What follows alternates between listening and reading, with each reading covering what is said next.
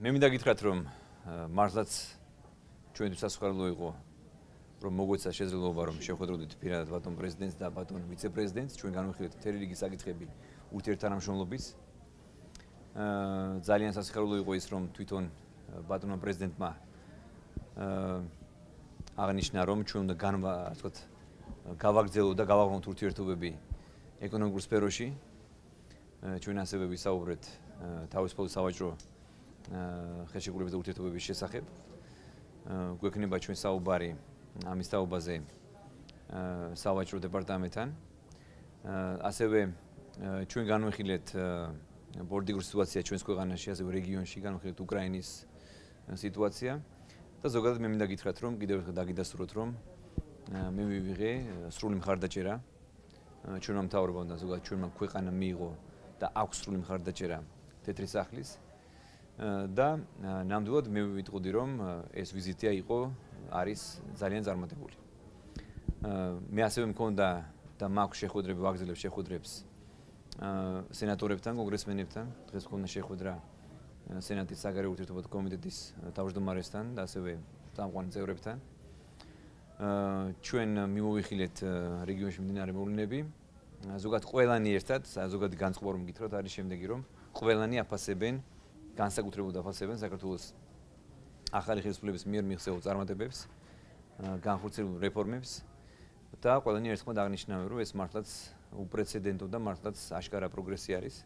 სხვადასხვა მიმართულებით ისინი ხედავენ პროგრესს ადამიანთა უფლებების დაცვის კუთხით, გაძლიერების კუთხით, ხედავენ პროგრესს დაცულებებს სხვადასხვა მიმართულებით და გვაქვს ჩვენ სრული მხარდაჭერა.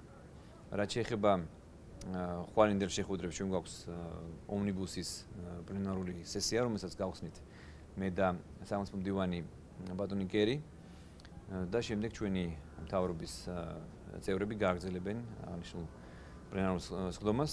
ასევე მექნება შეხვედრები ბიზნესმენებთან, ბიზნესის წარმომადგენლებთან. ჩვენ განვიხილავთ საქართველოში ინვესტიციების სხვადასხვა შესაძლებლობებს და მე მინდა გითხრათ, რომ მექნება ასევე შეხვედრა ერთ-ერთ კომპანიასთან, რომელიც დაინტერესებული არის საქართველოში ანაკლიის სპორტის მშენებლობით და ზოგადად მინდა გითხრათ, რომ მთლიანად განწყობა თეთრსახში და სენატსა და კონგრესში არის აბსოლუტურად ერთსულოვანი. ისინი გვიჯერენ მხარს საქართველოს ახალი ხელისუფლების მიერ აღებულ კურსს და ჩვენ გვაქვს ძლიერი პოლიტიკური მხარდაჭერა. ბატონო პრემიერი, ცოტა ხნის წინ გააგრძელდა. ამბობენ, რომ ძალიან დროულია თქვენი ვიზიტი შეერთებულ შტატებში, განსაკუთრებით იმ ფონზე, რაც ხდება ოლიმპიადის დამთავრების შემდეგ საოკუპაციო ხაზის გასროლ. ხომ არ მიდის საუბარი ახალ მიდგომებზე რუსეთის ფედერაციასთან და ამ საკითხზე საუბრის დროს რას ამბობენ ამერიკის ადმინისტრაციის წარმომადგენლები? კარგი შეკითხვა, მე მინდა გითხრათ, რომ ამერიკის ხელისუფლების ზოგადი შეფასება არის შემდეგი, რომ ისინი მიესალმებიან საქართველოს ახალი ხელისუფლების მიერ წარმოებულ კონსტრუქციულ პოლიტიკას რუსეთთან მიმართებაში და მათი რეკომენდაციაც არის, რომ ჩვენ უნდა გავაგრძელოთ კონსტრუქციული პოლიტიკა. ეს არის ჩვენი განწყობა და ჩვენთვის სასიხარულოა, რომ ყველა ისე როგორც ევროპელი ლიდერები, ასევე ამერიკაშიც, ამერიკის ხელმძღვანელობა თვლიან, რომ ეს არის ერთადერთი სწორი მიდგომა და ჯანსაღი მიდგომა. ეს არის ის, რაც მოვისმინე მე ევროპაში ვიზიტის დროს, მიუნხენში, ასევე ბრიუსელში და ეს არის ის, რაც მოვისმინე ჩემი ამერიკაში ვიზიტის განმავლობაში. ბატონო რეკლი, ცოტა ხნის წინ გავრცელდა სახელმწიფო დეპარტამენტის აპარატის მიერ განცხადება, სადაც პასუხი არის 40 სენატორის მიმართვაზე ნატოს მომავალ სამიტთან დაკავშირებით. იქნება თუ არა ის გაჟღერებული უკვე ხვალ ოფიციალურად ომნიბუსის სხდომაზე და რა დამატებით? თქვენ აღნიშნეთ სახელმწიფო მდივნის კერის მიერ გაკეთებული განცხადება, რომელიც მე ახლა ხანს მოვისმინე. ეს არის კიდევ ერთი დასტურება იმისა, რომ საქართველოს აქვს მართლაც სერიოზული მხარდაჭერა და ჩვენ ველით კიდევ უფრო მეტ მხარდაჭერას მოახლოებულ პერიოდში. შეიძლება თქვენ ჩვენ უნდა დაველოდოთ, ჩვენ აქვს უსწინასწარ ვისაუბროთ ამ თემაზე. ნატოს სამიტი გაიმართება სექტემბერში, მანამდე ჩვენ გავაკეთებთ ყველაფერს, რომ ასე ვთქვათ, დროულად და ეფექტურად და ადეკვატურად იქნას შეფასებული საქართველოს მიერ მიღწეული შედეგები.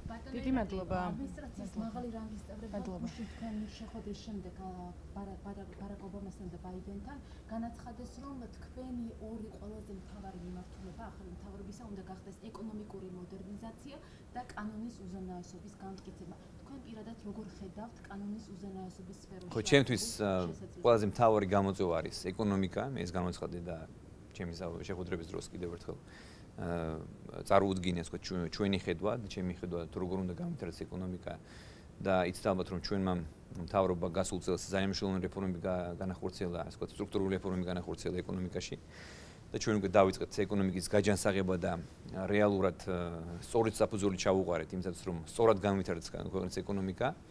ჩვენ შევიმუშავეთ გრძელვადიანი განვითარების სტრატეგია, ჩვენ მუშაობთ სამოქმედო გეგმაზე წელს უკვე. და ეს არის მართლა სწორი ევროპული თანამედროვე მიდგომა, სწორი ხედვა იმისათვის რომ ქვეყანაში გამვითარდეს ეკონომიკა. ეს არის ჩემი მთავარი გამოწვევა. შეეხება კანონის უზენაესობას, კანონის უზენაესობა ჩვენთვის არის ასევე ძალიან პრიორიტეტული, ძალიან მნიშვნელოვანი. ჩვენ ყოველთვის აღნიშნავთ რომ ჩვენ არაფერს ვაკეთებთ კანონის უზენაესობის გარეშე და ჩვენთვის მთავარი არის ის რომ ყველა ადამიანი იყოს თანასწორი კანონის წინაშე. და სწორედ ეს არის ჩემი მთავარი მესეჯი აქ ამერიკაში, ევროპაში და ყველგან. დიდი მადლობა.